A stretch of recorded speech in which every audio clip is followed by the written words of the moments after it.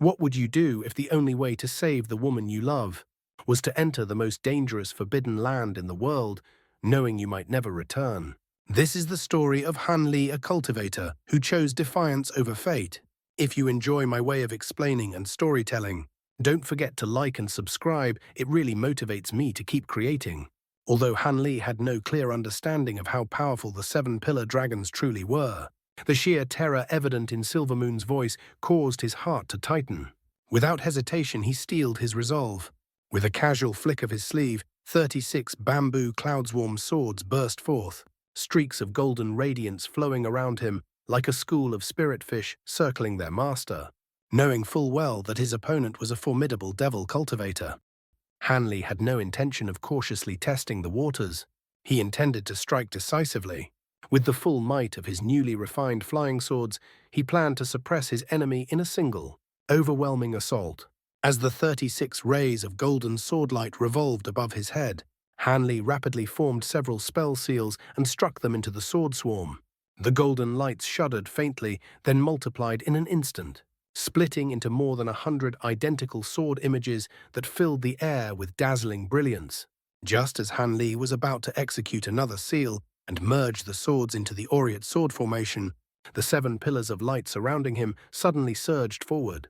Within each pillar, a silver flood dragon lifted its head, its icy gaze locking onto Han Li as it opened its mouth, condensing a sparkling sphere of silvery radiance. Without the slightest hesitation, Han Li pointed at the azure shield before him. In a flash of cold light, it transformed into a massive barrier of blue ice that enclosed his body. With his other hand, he released the embroidered scarf, which instantly unraveled into a thick white mist of frost that coiled tightly around the ice barrier. At that same moment, a white silhouette shot out from Han Li's sleeve and descended lightly to the ground, revealing a breathtakingly beautiful woman. To Han Li's surprise, Silvermoon raised her hand at once and released a streak of violet light, the purple cloud lace. Her expression tense and solemn, she transformed it into a burning purple net, forming the final layer of protection around them. Han Li's heart trembled. He had already deployed 2 layers of defense, yet Silvermoon still believed them insufficient. Just how terrifying were the 7-pillar dragons? Even as these thoughts arose, the 7 silver flood dragons silently unleashed beams of nearly solid silver light. The beams struck the purple flame net first. It resisted for only a brief instant before 7 gaping holes were melted through. The silver beams continued onward, crashing into the frost mist formed by the embroidered scarf. The mist churned violently, as though it would collapse at any moment. Seeing this, a chill ran down Han Li's spine. At this rate, all 3 layers of defense would be shattered in the blink of an eye. The destructive power of these silver beams was simply astonishing. Yet, just as Han Li's heart sank, Silvermoon suddenly relaxed and spoke with relief. So they're counterfeits after all.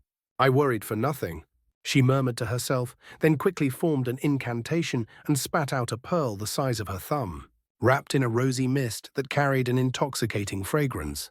With a soft, melodic voice, Silvermoon began chanting and gently pointed toward the pearl.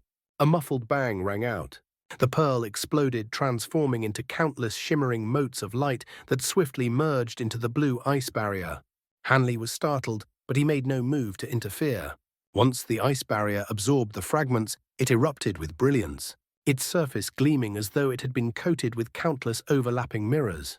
At that moment, the silver beams pierced through the white frost mist and slammed toward the final line of defense.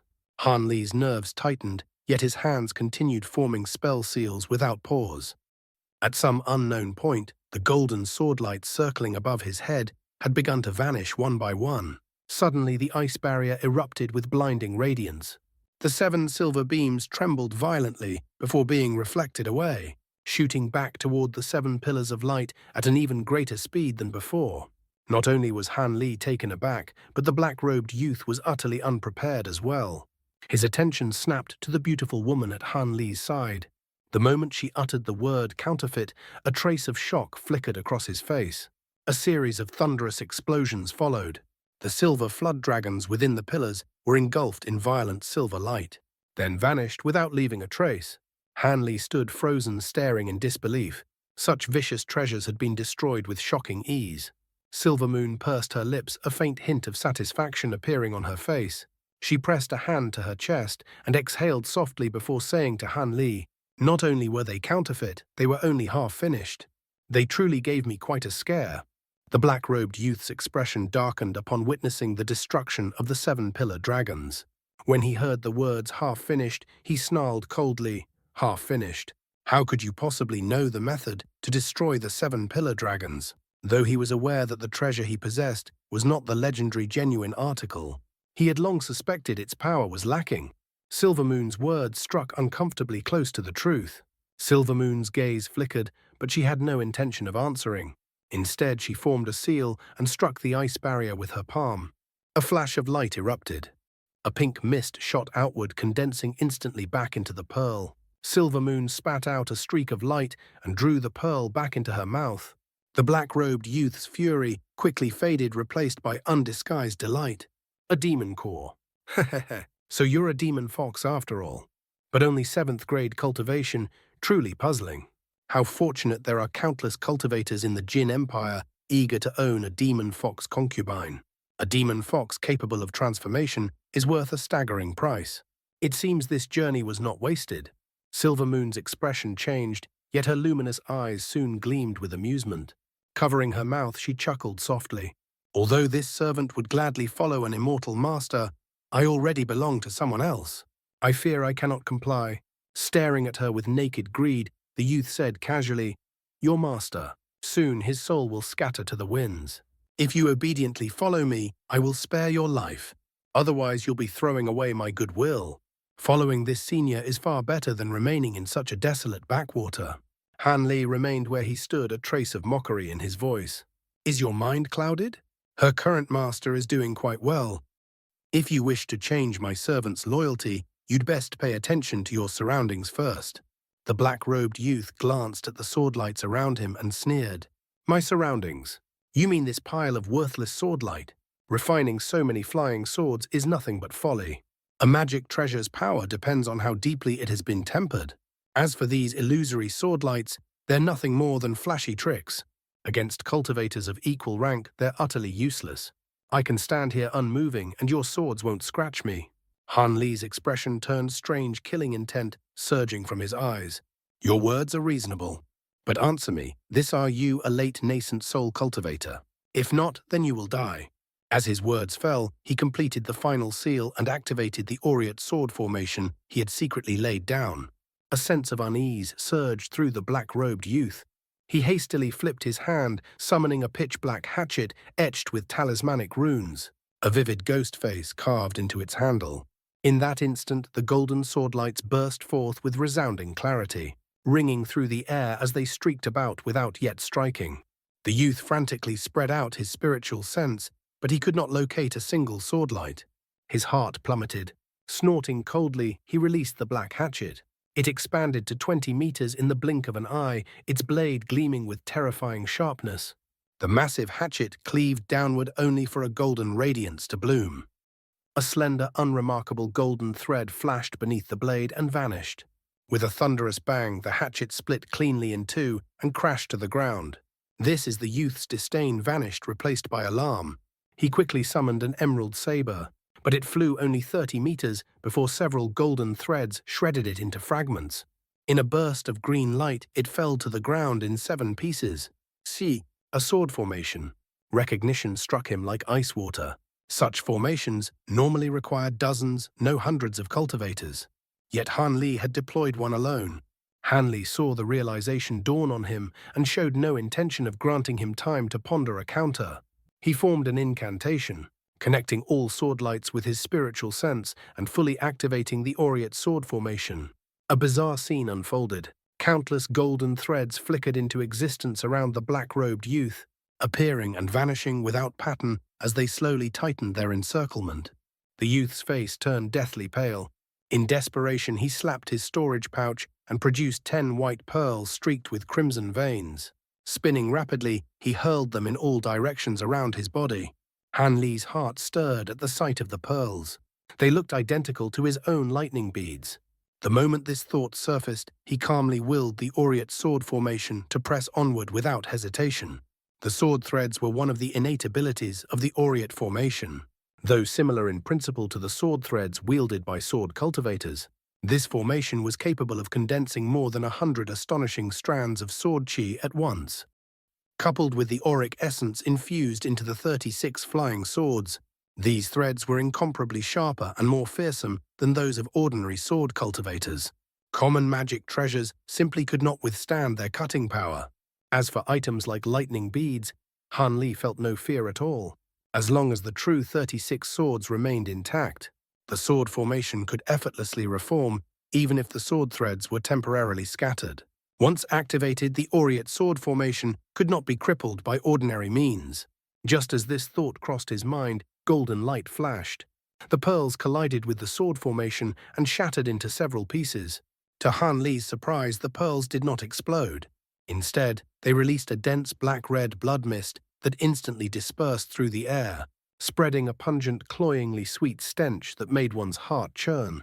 These beads were known as blood mines treasures, refined from the most vile and putrid materials in the world. Without specialized Devil Dao treasures, any magic artifact entering the blood mist would suffer a drastic decline in spirituality and power. Even top-tier treasures with profound spiritual nature would require days of purification by nascent soul flames to recover. Naturally, blood mines were exceedingly rare. Not only were the materials difficult to obtain, but the success rate of refinement was abysmally low. The black-robed youth had spent over 100 years painstakingly accumulating these few precious beads. As an elder of one of the 10 great devil sects of the Jin Empire, the youth possessed vast experience. The moment he released the blood mines, his intention was clear: to corrupt the swords that formed Han Li's sword formation. Sword formations relied on precise balance and coordination. If even a few swords lost harmony, the entire formation would collapse. Using blood mines to disrupt sword formations was one of the most common countermeasures employed by Jin Empire devil cultivators. Given their rarity, such treasures were rarely used in single combat. They were reserved for large-scale battles, since sword formations were almost never deployed by lone cultivators. Although Han Li did not know what the blood mist was, he immediately sensed something deeply unnatural about it. As he pondered, faint peals of thunder suddenly echoed from within the mist. Flashes of golden light burst forth, followed by arcs of golden lightning. When the golden lightning struck the blood mist, it detonated violently. In the blink of an eye, the divine Devilbane lightning and the dozens of pockets of blood mist annihilated each other completely. Han Li was stunned. This was the first time he had ever seen the divine Devilbane lightning act of its own accord. It had surged out from the flying swords without any command from him. Clearly the wicked, corrupted nature of the blood mist had provoked a natural counter from the lightning, a truly astonishing discovery.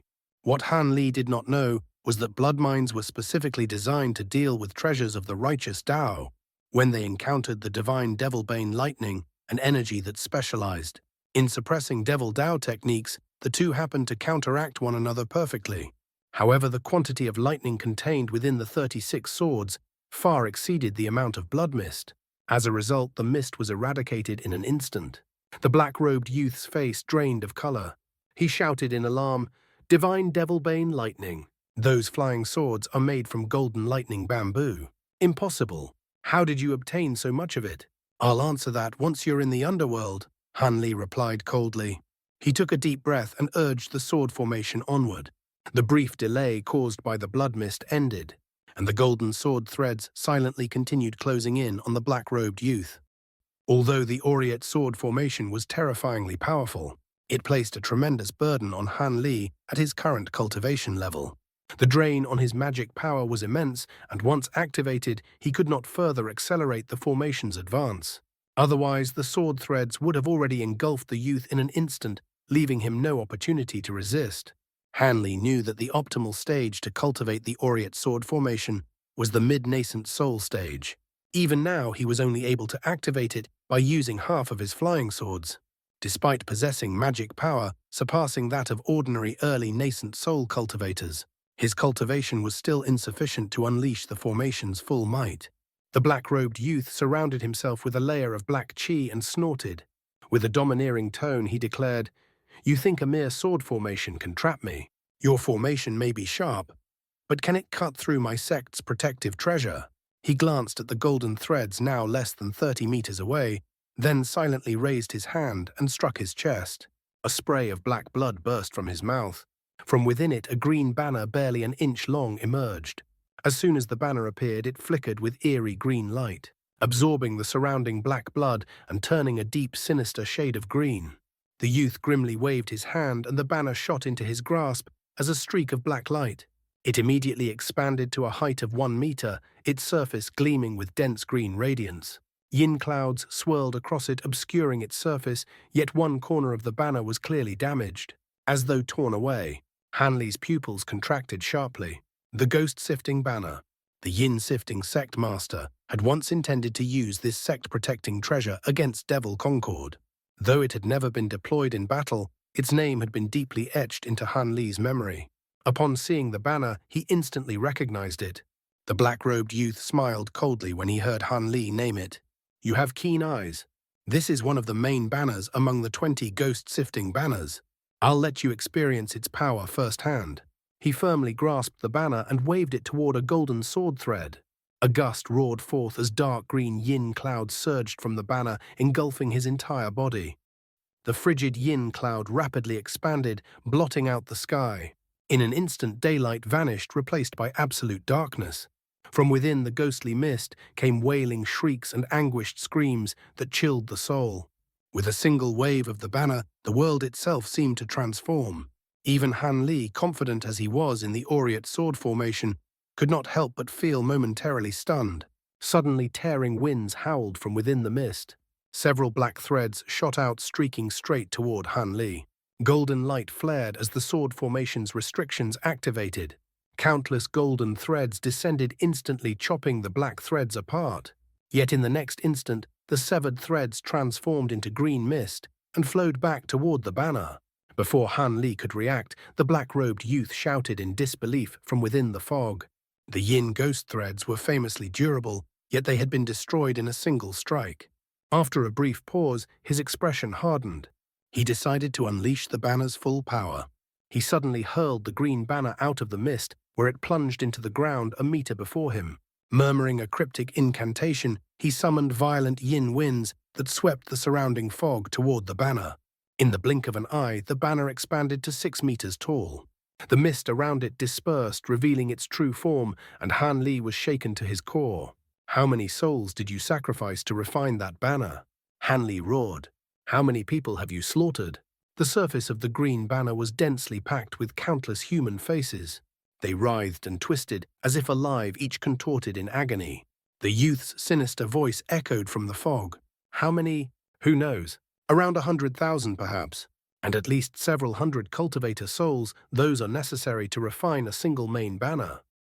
Hanli fell silent. His gaze turned icy as he stared into the green mist.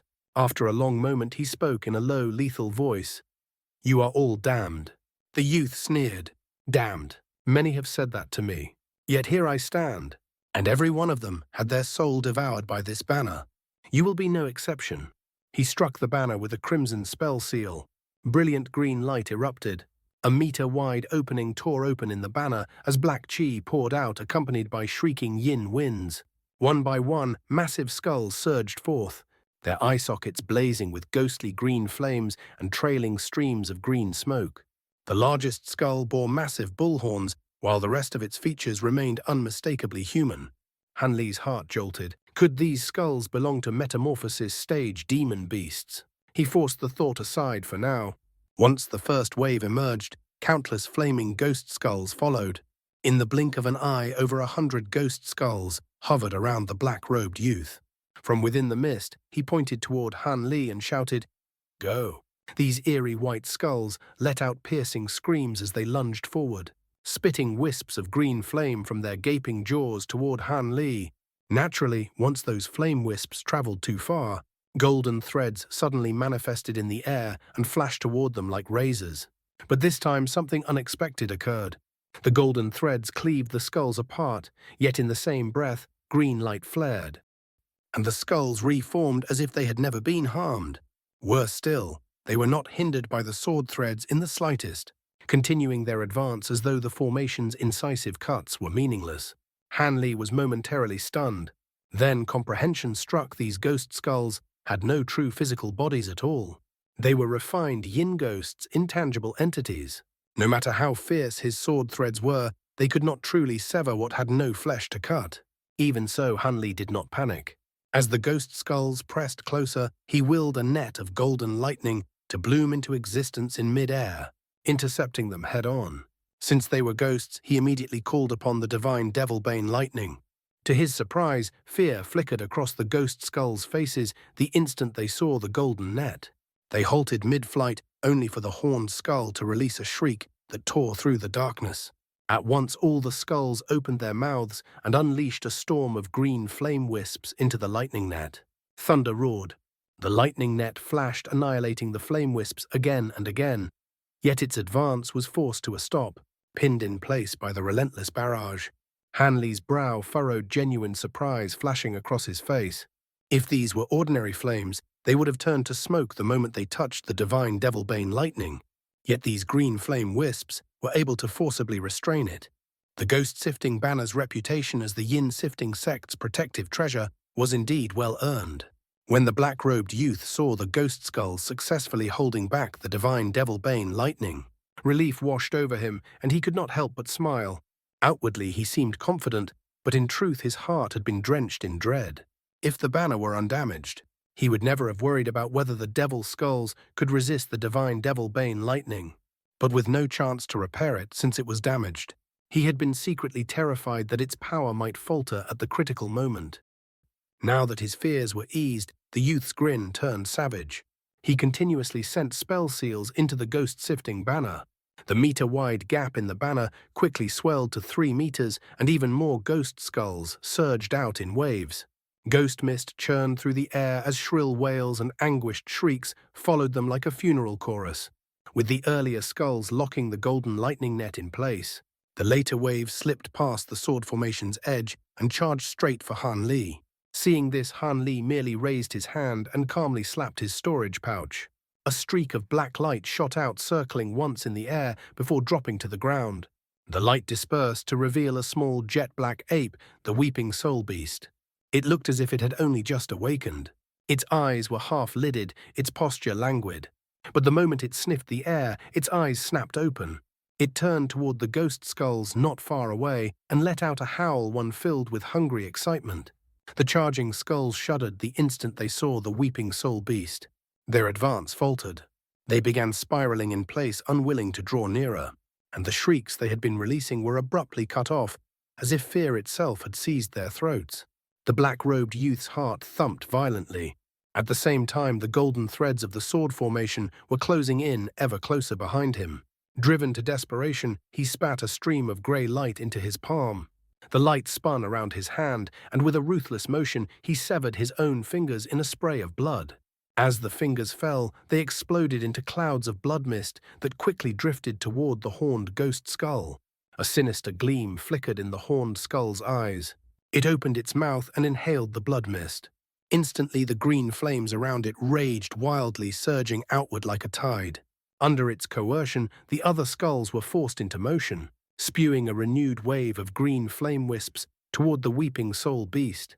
The weeping soul beast pounded its chest. Black light coiled around its body, and in the blink of an eye it expanded to 10 meters tall. It snorted, releasing a yellow mist of light from its nostrils. The mist swept forward like a devouring wind, scattering the ghostly flame wisps and rolling straight toward the cluster of skulls. As the yellow mist passed over them, the ghost skulls were sucked in without the slightest resistance, as if their screams, their flames, their very existence, were nothing more than dust before a hungry abyss. The remaining skulls scattered in terror. Even the horned skull's rage could not hold them together. Yet the yellow mist spread, curving like a net, trapping the fleeing skulls from all sides. Seeing this, the horned skull condensed a brilliant mass of green light around itself and forcibly grew a 2-meter body. In a breath, it transformed into a full-fledged devil ghost, wild hair draped over its face, curved horns crowning its brow, its aura thick with malice. The moment it formed, it threw out its hands and launched a barrage of black fireballs into the yellow mist. Explosions boomed in rapid succession, but as soon as the fireballs entered the yellow mist, they vanished, completely swallowed, without a sound. Terror seized the devil ghost's face. It whirled to flee, but it was already too late. The yellow mist surged in, wrapped around it, and absorbed it cleanly, leaving nothing behind. The yellow mist then snapped back into the weeping soul beast's mouth. Immediately after, it snorted again, sending another gust from its nostrils to sweep the sky clean of any remaining skulls. When the black-robed youth witnessed this, horror and rage twisted his expression. He had heard rumors that Han Li's ape beast had devoured the undead Qi of the copper-armored corpses and destroyed most of them, but he had never taken such tales seriously. He had never imagined this spirit beast could devour the yin essence devil skulls forged from the ghost-sifting banner itself. Even the leading devil skull had been swallowed without any resistance. A helpless chill flooded his limbs. If he had known Han Li's spirit beast possessed the power to devour devils and ghosts, he would never have accepted the mission to confront him alone. The other elders of his sect already knew of the beast's nature and had grown wary of it. To them, its threat was every bit as terrifying as golden lightning bamboo. Regret surged through the youth like poison. At the same moment, the golden threads were already within 10 meters of him. With death closing in, he could no longer maintain composure. He hastily slapped his storage pouch. 8 treasures shot out around him, each wrapped in a sphere of different colored light. The moment they touched the edge of the sword formation, countless golden threads flashed past.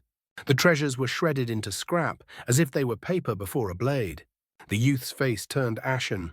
Panic swallowed his reason. With a desperate motion, he waved his hand, calling the ghost-sifting banner back. The banner returned to his grasp. Gritting his teeth, he spun around it. Both hands clamped tight until his body fused with the banner's yin aura and transformed into a cloud of eerie green mist that shot toward the sky. At this point, he could only gamble that the might of his sect protecting treasure could withstand the Aureate sword formation long, enough for him to escape. Otherwise, he could only await death. Han Li's gaze turned cold. He understood at once the youth had exhausted all options and was driven into utter desperation. He opened his mouth and spat out a sphere of golden lightning. The instant it left his lips, it ruptured, unfolding into a massive golden net, dozens of meters wide. At that moment, the mist-formed black-robed youth reached the boundary of the sword formation. Over 100 golden threads whipped around him. Each flash shredded away a portion of the yin mist protecting him. In the blink of an eye, most of the mist had already been dispersed. The remaining mist tried to scatter and escape, but the golden threads were everywhere. Every opening was sealed. The moment it appeared, dozens of threads surging in to force the mist back and trap it within. With only a thin layer of yin mist left, the youth's hoarse voice rang out in furious desperation. "You truly intend to kill me? Don't you want the method to dissolve the soul seal curse?" Han Li answered calmly, "Don't worry. I'll extract it from your primal soul. You want to use a soul search technique. You don't, Terror ripped through his voice, but he was cut off. The last layer of yin mist was shredded apart. In a blood-curdling scream, the youth's body was torn into countless pieces. Only a ball of green light remained his nascent soul. It seized the chance to flee, but Han Li had already set the divine Devilbane lightning net outside. He pointed at it and uttered, "Restrain." The net immediately tightened around the nascent soul. The instant it touched the net, lightning flickered wildly and screams of agony erupted. The nascent soul shrieked with hatred. "If you dare soul search me, I'll detonate my nascent soul. I won't let you have your way. Detonate your nascent soul." Han Li frowned and immediately halted the net's closing. The nascent soul rejoiced. It shrieked, "Release me, and I will tell you the method to dissolve the curse and save your Tao companion. Otherwise, you will never learn it." Han Li fell silent. His gaze flickered as he weighed the conditions. At that moment, a purple net suddenly appeared, wrapping around the nascent soul like a snare laid by fate itself. It tightened without mercy. In the same breath, Silvermoon materialized behind it in a flash of white light, silent as falling snow. She spat a fragrant pink mist from her mouth, while silver streaks shot from her fingers like needles of moonlight. The nascent soul swayed unsteadily as the fragrant pink mist gathered around it, its consciousness rapidly weakening. When the streaks of silver light struck in swift succession, its form stiffened completely, frozen in place and utterly sealed. It no longer possessed the slightest ability to detonate itself. The nascent soul's face drained of color as it stared in disbelief at the white-clad woman standing beside Han Li. "Excellent," Han Li said calmly. Though it was he who had ordered Silvermoon to act, he did not hesitate to praise her. "You resolved the matter cleanly." Silvermoon smiled gently. "It was only because Master instructed me to strike at the right moment. This person was focused solely on escaping and let his guard down. I took advantage of that to replace myself with an illusion and slipped past his notice." She waved her hand toward the illusion, which dissolved into a ball of white light and vanished. Han Li said nothing further, merely smiling faintly. He gestured, and the massive net of golden lightning compressed into a small golden sphere that flew into his palm before, disappearing without a trace. As for the Aureate sword formation, he had already dispelled it. The 36 flying swords shrank and returned quietly into his sleeve. Taking advantage of the moment, Han Li calmly examined the black-robed youth's nascent soul. It struggled furiously, attempting to curse him, yet it lacked even the strength to open its mouth. Han Li's expression darkened. In a low voice he said, "Silvermoon, take him to the edge of the forest and search his soul for the method to dissolve the soul seal curse." After speaking, he rose into the air and flew toward the opposite side of the forest. "Yes," Master Silvermoon replied respectfully. Grasping the nascent soul, she followed after him. Before long, only a faint trace of fragrant pink mist lingered among the trees. Roughly 100 kilometers away from the island where Han Li had battled the black-robed youth, 6 streaks of light were speeding toward it. At their head flew a silver-haired old man, Elder Cheng of the Drifting Cloud Sect. A red-nosed, rotund elder flying behind him asked fellow Taoist Cheng, "Are you certain of your sensing?" That transportation formation was extremely simple. It seems rather strange for it to send someone such a great distance. "I'm certain," Elder Cheng replied gravely. "I sensed it clearly. Junior Marshal Brother Han should be nearby." Everyone remained cautious. "That devil cultivator is at least at mid-nascent soul stage. Although we outnumber him, we must not be careless, especially considering the disparity in cultivation among us." At the side, the child fire dragon smiled calmly. "There's no need to worry. Brother Long has brought the divine bewildering bell. Even if we cannot defeat him, escaping should pose no problem." Elder Chung glanced at the grey-robed old man and nodded with gratitude. "Indeed, if not for Brother Long bringing such a precious treasure, I would not have dared to involve everyone in this danger. After all, if that devil cultivator truly were the yin-sifting sect master, we would be facing a dire situation." The grey-robed old man smiled politely. "It's nothing. Brother Chung once rendered me a great kindness. It's only right that I repay it. Besides, that yin-sifting sect cultivator clearly holds our state of Shi in contempt. If he dares injure one of our people so deep within our territory, naturally we must remind him that the cultivators of the state of Shi are not to be trifled with." Among the group, a large, dignified man spoke with a smile. "That said, I am quite curious about your sect's fellow Taoist Han. I've heard that during the war against the Mulan, he displayed overwhelming might and even turned the tide of battle. I greatly admire him and would like the opportunity to become his friend." The red-nosed elder chuckled. "Indeed, I've also heard of fellow Taoist Han's thunderous reputation as of late. I too wish to make his acquaintance." "That will be easy," Elder Chung replied. "Once we help Junior Marshal Brother Han resolve this matter, I will introduce you all. Still, I cannot help but worry. That devil cultivator was exceedingly cunning. He deliberately used a transportation formation to separate him from us. If Han Li had to face him alone for this long, something may have gone wrong." "Don't be overly concerned," another cultivator reassured him. "If he resorted to such tricks, his cultivation can't be overwhelmingly high. Otherwise, he wouldn't have needed them. With fellow Taoist Han's abilities, the gap between them shouldn't be insurmountable." "I hope fellow Taoist Ji is right," Elder Cheng said with a bitter smile. From the events surrounding Nangong Wan's ambush, Elder Cheng knew all too well that if the devil cultivator was not at late nascent soul stage, then he was at least at the peak of mid-nascent soul stage. Such an enemy would not be easy to deal with.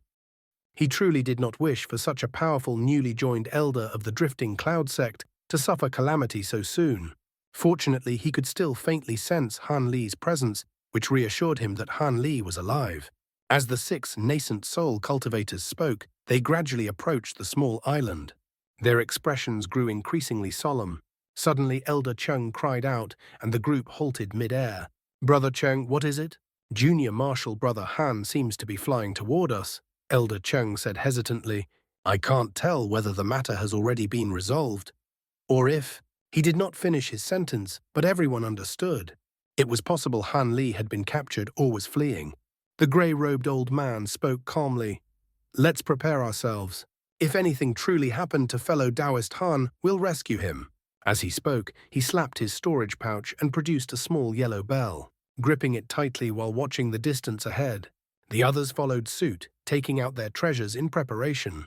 Elder Cheng's expression darkened, a trace of fear slipping through. Moments later, an azure streak of light appeared in the distance, rapidly approaching.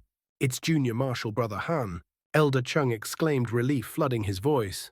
"He's unharmed." The other cultivators were astonished. If Han Li was safe, had the matter with the devil cultivator already been resolved? Before they could dwell on it further, the azure light arrived before them, revealing Han Li. Han Li frowned slightly upon arrival, as if burdened by worry. But when he saw the group, he forced a smile and clasped his hands in greeting. "Senior Marshal Brother Cheng, fellow Taoist Fire Dragon, you're here. And these fellow Taoists must have come to assist me as well. I truly appreciate your concern." After carefully examining Han Li, the grey-robed elder surnamed Long spoke humbly. "Fellow Taoist Han, you jest. We arrived too late and were of no help at all. We are the ones who should feel ashamed." Following his lead, the others all offered somewhat awkward smiles. Seeing that no one was pursuing Han Li, Elder Cheng finally asked, "Junior Marshal Brother Han, what became of the devil cultivator? Did you manage to escape?" Han Li replied calmly, "I killed him and destroyed his nascent soul. However, he was not the yin sifting sect master, only one of the sect's elders." "What? You killed him?" Elder Cheng exclaimed in disbelief. Even if he wasn't late nascent soul stage, he should have been at mid-nascent soul stage at the very least. "You truly managed to kill him." Old Man Long and the others were equally shocked. The devil cultivator had injured an early nascent soul cultivator from the drifting cloud sect and escaped with ease, clearly a formidable foe. Without the divine bewildering bell, they might not have dared to come at all. Yet Han Li had not only slain him, but even destroyed his nascent soul. "It was merely luck," Han Li said casually. "I happened to have methods that restrained his techniques." After a brief pause, he flicked his hand and tossed a black object toward Elder Cheng. The silver-haired old man caught it and examined it with a grave expression. The medallion was covered in dense talismanic inscriptions, with the character Sift engraved at its center. Although he had already guessed its origin, Elder Cheng still asked, "What is this?" Han Li smiled faintly. "The command medallion of a yin sifting sect elder.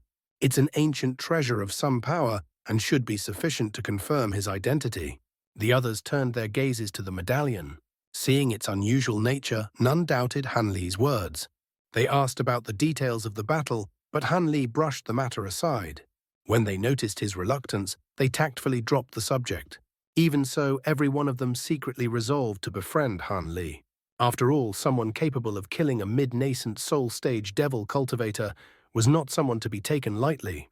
Since they had come with the intention of aiding him, Han Li treated them courteously, conversing with them along the return journey. Halfway back, Han Li and Elder Cheng parted ways with the others and returned to the drifting cloud sect. Inside the sect's main hall, the silver-haired old man finally voiced the question that had been weighing on his heart. "Did you obtain the method to dissolve the soul seal curse?" he asked quietly. "I noticed that you seemed heavy-hearted on the way back, forcing yourself to appear calm. Could it be that you didn't find it?" That's all for today's content. See you in the next part. Support me by becoming a member. It will give me more motivation. Thank you so much.